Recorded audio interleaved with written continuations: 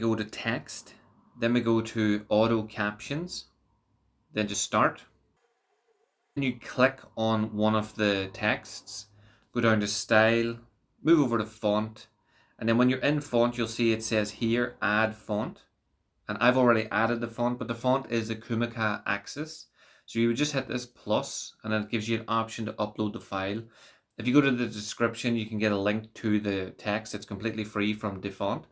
So I pick that text, and then I'm going to move this text up. And to stylize it a little bit, I go to style, and I add the white and black. And that's basically what Mr. Beast looks like. If you want to do the pop in as well, then click on one of your texts, go to style, go to animation, and then you're just looking for pop up.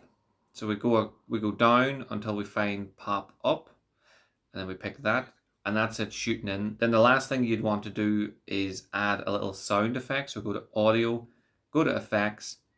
I've already mine saved, but I would go for a whoosh. So when I press play, it whooshes in. Then I will go through that for every single piece of text.